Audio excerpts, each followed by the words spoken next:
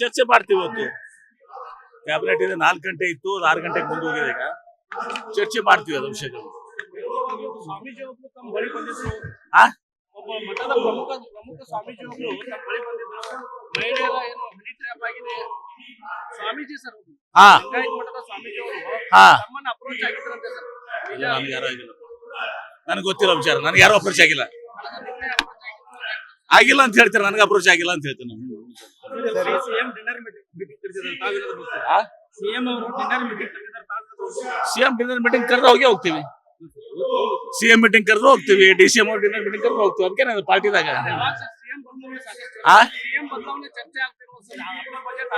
ಅದು ಬದಲಾವಣೆ ಕೇವಲ ಮಾಧ್ಯಮದಲ್ಲಿ ನಡೀತಾ ಇದೆ.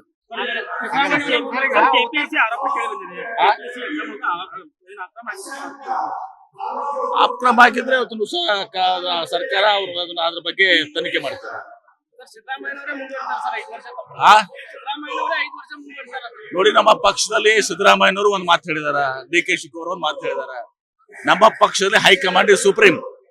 ಶ್ರೀಮತಿ ಸೋನಿಯಾ ಗಾಂಧಿ ಅವರು, ರಾಹುಲ್ ಗಾಂಧಿ ಅವರು, ಮಲ್ಲಿಕಾರ್ಜುನ್ ಖರ್ಗೆ ಅವರು, CWC ಇದೆ. ಅವ್ರು ಏನೇನ್ ನಿರ್ಣಯ ಮಾಡ್ತಾರೆ ಅದು ಫೈನಲ್. ಅವ್ರು ನಿರ್ಣಯ ಮಾಡುದು ನಾನು ಒಪ್ತೀನಿ ಅಂತ ಹೇಳಿ ಮುಖ್ಯಮಂತ್ರಿಗಳು, ಉಪಮುಖ್ಯಮಂತ್ರಿಗಳು ಹೇಳೋದ್ಮೇಲೆ ನಿಮಗೇನ್ ಪ್ರಾಬ್ಲಮ್ ಇದೆ?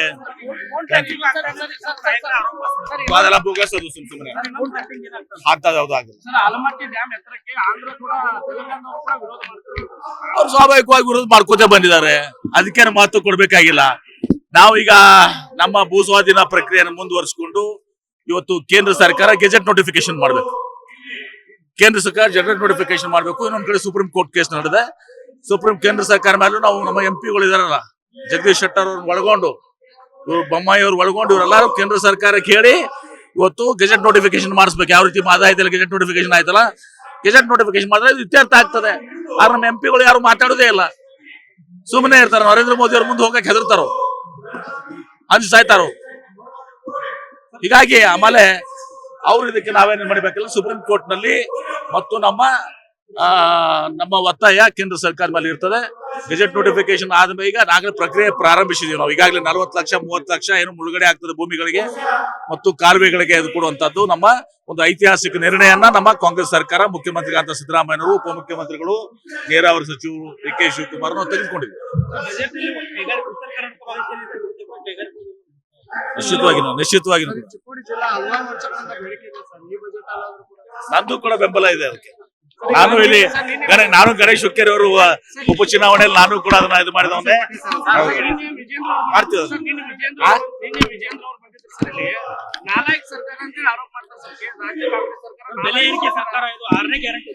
ವಿಜೇಂದ್ರ ಅವ್ರಿಗೆ ಹೇಳಿ, ಅವ್ರು ಯಾವ ಪಕ್ಷನಾಗ ಇದಾರಲ್ಲ ಈಗ, ಅವ್ರನ್ನ ಯಾರು ಒಪ್ತಾ ಇಲ್ಲ. ಒಂದೇದು, ಪ್ರಥಮ ಬಾರಿ ಶಾಸಕರಾದವ್ರನ್ನ ಅಧ್ಯಕ್ಷ ಮಾಡಿದ್ರು ಪುತ್ರ ವ್ಯಾಮೋಹದಿಂದ ಯಡಿಯೂರಪ್ಪನವರು. ಅವ್ರನ್ನ ಯಾರು ಒಪ್ತಾ ಇಲ್ಲ. ಯಾರು ಒಪ್ಪಿದಾರೆ ಹೇಳ್ರಿ? ಅಶೋಕ್ ಒಪ್ತಾರ, ಬೊಮ್ಮಾಯಿ ಒಪ್ತಾರ, ಶೆಟ್ಟರ್ ಒಪ್ತಾರ, ಯಾರು ವಿಜೇಂದ್ರ ಒಪ್ಪೋದಿಲ್ಲ. ಆಮೇಲೆ ವಿಜೇಂದ್ರ ಅವ್ರಿಗೆ ಅರ್ಥ ಮಾಡ್ಬೇಕು, ಇದು ನಾಲಾಯಕ್ ಸರ್ಕಾರ ಅಂತಲ್ಲ. ಅವ್ರು ಈ ಸರ್ಕಾರ ಏನಿತ್ತಲ್ಲ BJP ಸರ್ಕಾರ, 2 ಬಾರಿ ಅವ್ರ ತಂದೆಯವ್ರನ್ನ ಯಡಿಯೂರಪ್ಪನ ಮುಖ್ಯಮಂತ್ರಿ ಅವಧಿ ಕಂಪ್ಲೀಟ್ ಮಾಡಿಸ್ಕೊಡ್ಲಿ. ಅದು ನಾಲಾಯಕ್ ಸರ್ಕಾರ. ಅದು ಅವ್ರ ತಂದೆಯವ್ರನ್ನ ಯಡಿಯೂರಪ್ಪನವ್ರು ನಮ್ಮ ಹಿರಿಯರು ನಾಸದಕ್ಕೆ ಅವಾಗ ಪ್ರತಿಭಟನೆ ಮಾಡಿದ್ದೆ ಆಗುತ್ತಲ್ಲ ಸರ್.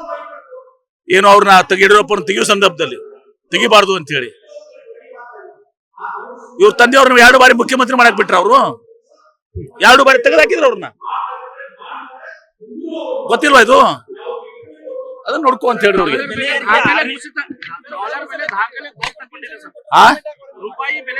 ನಿಶ್ಚಿತವಾಗಿನೂ ಕೂಡ ನಮ್ಮ ಒಂದು ನೀತಿ ಏನಿದೆ, ನಮ್ಮ ಭಾರತ ದೇಶದ ಪ್ರಧಾನಮಂತ್ರಿಗಳು ಇವತ್ತು ಸಹ ಐತಿಹಾಸಿಕವಾಗಿ ನಾವು ಏನು ಇದು ಮಾಡ್ಕೊಂಡ್ ಬಂದಿದ್ದೀವಿ, ಅದೆಲ್ಲವನ್ನು ಬದಿಗೊತ್ತಿ ಇವತ್ತು ಸಹ ಇವ್ರು ಯಾರ ಜೊತೆ ಹೊಂದಾಣಿಕೆ ಆಗ್ತಾರೆ, ಯಾರ ಜೊತೆ ಮಾತನಾಡ್ತಾರೆ, ಒಂದು ನೀತಿ ನಿಯಮ, ವಿದೇಶಾಂಗ ನಿಯಮ ಏನು ಮೊದಲಿಂದ ಸೆಟ್ ಪ್ರೊಸೀಡ್ ಇರ್ತಿತ್ತು ಸಹ ಅದೆಲ್ಲವನ್ನು ಬಿಟ್ಟು ಬೇರೆ ದಾರಿಯಲ್ಲಿ ಹೋಗ್ತಾ ಇದ್ದಾರೆ. ಅವ್ರಿಗೆ ಅದು ಆ ಡಿಪ್ಲೊಮಸಿ ಇದನ್ನು ಅರ್ಥ ಆಗ್ತಾ ಇಲ್ಲ. ಇವತ್ತು ಸಹ ಏನಾಯ್ತು, ಈಗ ಇರಾನ್ದಿಂದ ಹೋಗುವಂತ ಒಂದು ಶಿಪ್ ಇವತ್ತು ಸಹ ಆಯಿಲ್ ಶಿಪ್ ಅದನ್ನ ಇದು ಮಾಡಿಸಿದ್ರು.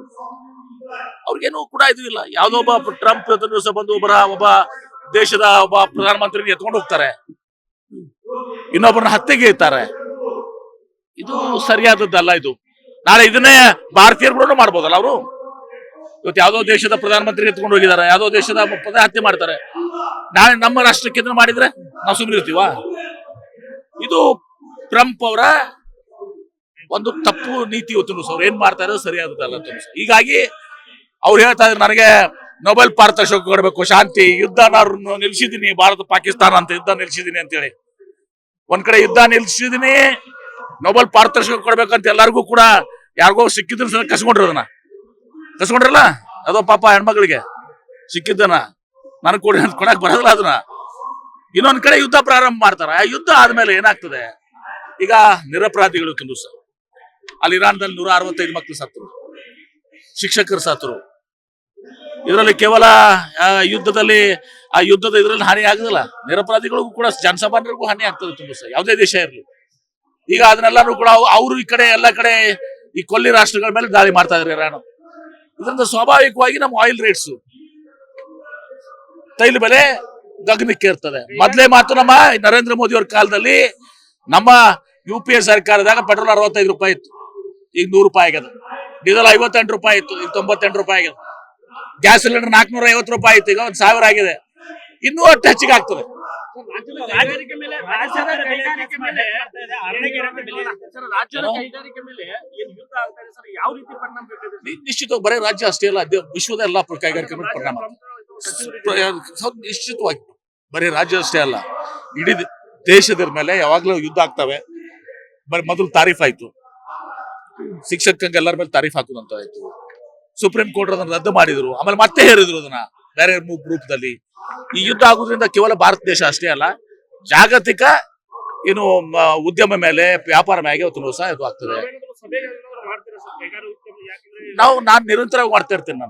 ನಂದು ಒಂದ್ ದಿವಸದ ಅಲ್ಲ, ನಾನು ಯಾವಾಗ್ಲೂ ಕೂಡ ನಾನು ಪ್ರತಿ ದಿವಸ ನಮ್ಮ ಇದರ ರಿವ್ಯೂ ಮಾಡ್ಕೊಂತ ಇರ್ತೀವಿ, ಏನ್ ಮಾಡ್ಬೇಕು ಅಂತ ಹೇಳಿ.